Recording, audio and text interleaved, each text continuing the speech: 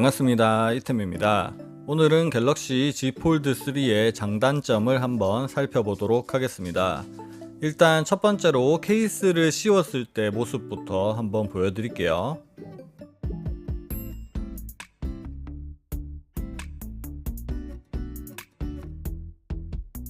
그래도 접었을 때 가로폭이 좁아서 그립감은 나름 괜찮았습니다. 갤럭시 S21과 아이폰 12 프로를 쓰고 있었던 저한테는 조금은 두꺼운 두께이지만 너무 두꺼워서 사용을 못할 것 같다 이 정도는 아니었습니다. 하지만 청바지 주머니에 넣기에는 좀 두꺼운 것 같아서 그건 좀 단점이라고 볼 수 있겠습니다. 케이스 씌운 모습을 보여드렸으니까 지금부터 장단점에 대해서 말씀드리겠습니다. 먼저 장점부터 말씀드리면 장점 첫 번째로 전작에 비해서 훨씬 예뻐진 디자인을 꼽을 수 있겠습니다. 실물을 보기 전에는 Z 폴드 3는 못생겼고 Z 플립 3는 예쁘다 이런 인상을 많이 받았는데요.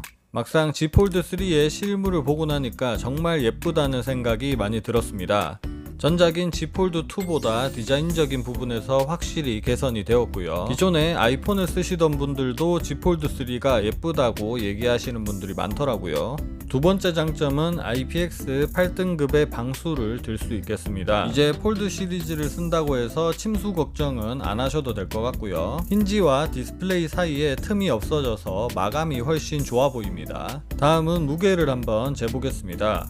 무게가 스펙상으로는 271g으로 되어 있었는데 276g이 나왔고요. 케이스를 씌웠을 때는 무게가 302g이 나왔습니다. 아마 Z 폴드 3를 구매하신 분들은 거의 케이스를 끼우실 것 같은데요. 300g이라고 생각하시면 될 것 같고요. 이건 기존에 폴드 2를 쓰고 계셨던 분들은 무게가 좀 줄어서 장점일 수 있겠지만 기존에 바 형태의 스마트폰을 쓰고 계셨던 분들은 확실히 무겁다고 느끼실 것 같습니다. 제가 볼 때 Z 폴드 3를 사용하면서 가장 큰 장점은 유튜브 볼 때라고 생각됩니다. 전체 화면으로 유튜브를 볼 때 거의 태블릿으로 보는 것 같은 화면 크기를 자랑합니다. 설문조사에 따르면 한국인들이 가장 많이 사용하는 어플이 유튜브라고 알고 있는데요.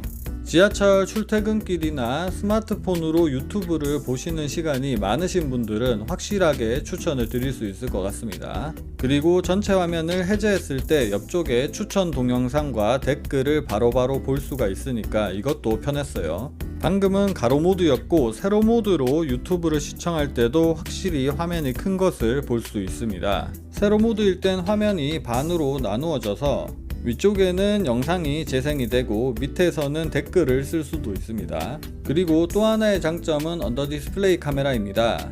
영상을 볼 때 펀치홀 카메라가 없다 보니까 확실히 거슬리는 게 없고요. 가까이서 자세히 보면 확실히 티가 나긴 하지만 멀리서 보면 그렇게 티가 나진 않습니다. Z 폴드 3의 UDC 기술은 아직까지는 미완성인데요. 같은 시기에 출시하는 중국의 샤오미 미믹스 4 같은 경우 UDC가 거의 티가 나지 않습니다.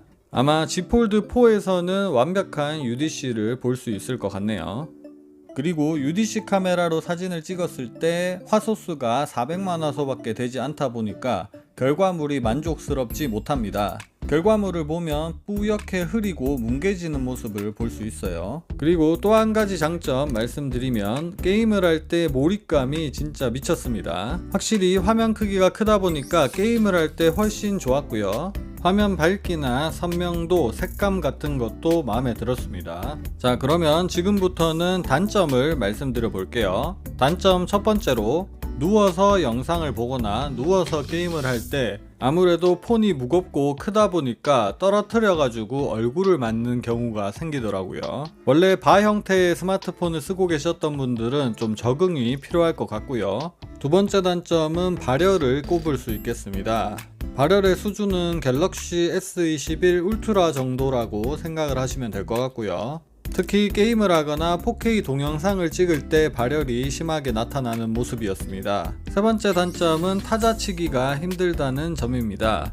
바 형태의 스마트폰만 사용하셨던 분들은 타자 치는 거에 일주일 정도는 적응이 필요할 것 같고요. 아마 적응을 하더라도 기존의 바 형태 스마트폰보다는 오타율이 좀 심할 것 같긴 합니다. 그리고 커버 디스플레이는 워낙에 폭이 좁아서 오타가 더 잘 나는 것 같았어요. 특히 손가락이 좀 두꺼우신 분들은 참고하시면 좋을 것 같습니다. 그리고 또 하나의 단점은 온스크린 지문인식이 아니라는 점입니다. 옆쪽에 전원 버튼에 지문인식 센서가 들어가 있는데 지문인식의 속도나 정확도는 빠르고 좋지만 케이스를 꼈을 때는 확실히 지문인식이 옆쪽에 있는 것보다는 온스크린 지문인식이 편한 것 같습니다. 그리고 또 하나의 단점을 말씀드리면 화면 중간에 주름이 생각보다는 잘 보인다는 것입니다. 특히 햇빛이나 조명이 밝은 곳에 있을 경우에는 주름이 빛에 반사돼서 좀 더 잘 보이는 경향이 있었고요. 그러면 영상을 시청함에 있어서 몰입도가 좀 떨어집니다. 하지만 이렇게 접은 상태로도 영상을 시청할 수 있다 보니까 그 부분은 좋은 것 같아요. 오늘은 이렇게 바 형태의 스마트폰만 사용해 오던 사람이 Z 폴드 3를 3일 동안 사용하면서 느꼈던 장단점을 말씀드렸습니다. 마지막으로 Z 폴드 3를 저렴하게 사전 예약할 수 있는 사이트를 하나 알려드리고 영상 마무리할 수 있도록 하겠습니다. 네이버 카페에 국대폰이라고 검색을 하면 멤버 수 79만 명 정도의 휴대폰 성지 카페가 하나 나오는데요. 여기에서 Z 폴드 3와 Z 플립 3를 사전 예약할 수가 있습니다. 참고로 Z 폴드 3와 Z 플립 3의 초기 공급 물량이 적다고 알려져 있는데요. 아무래도 회원수가 많고 상위 공식 대리점과 함께 하다 보니까 재고 수급에 조금은 유리하겠고요. 공시지원금이나 선택약정 할인 외에 추가적으로 매장 지원금도 지원한다고 합니다. 제가 볼 때 다른 사은품을 선택하기보다는 기기값 할인을 받는 게 유리할 것 같고요. 국대폰에서 사전 예약을 하신 분들 중에서 추첨을 통해서 갤럭시 Z 플립 3를 무료로 준다고 합니다. 그리고 선착순 2,000분께 2만원 상당의 액세서리 쿠폰을 준다고 하고요. 당연히 삼성에서 주는 사은품도 받을 수가 있습니다. 혹시라도 사전 예약을 생각하고 있으셨던 분들은 일반 대리점에서 하지 마시고 이렇게 휴대폰 성지 카페에서 하시는 게 좀 더 저렴하게 구매할 수 있을 것 같고요. 전문 상담사가 통신 3사 가격 비교해서 친절하게 설명해준다고 하니까 한번 신청해보시는 것도 괜찮을 것 같습니다. 사전 예약은 8월 17일부터 시작이니까 여러 군데 사전 예약을 걸어두시고요. 사전 예약을 한다고 해서 무조건 개통해야 되는 건 아니니까 그 부분 알고 계시면 될 것 같습니다. 오늘 영상은 여기까지고요. 영상 봐주셔서 감사드립니다. 지금 보시는 화면처럼 구독과 알람 설정을 해주시면 매일 새 영상이 올라올 때마다 접하실 수 있습니다.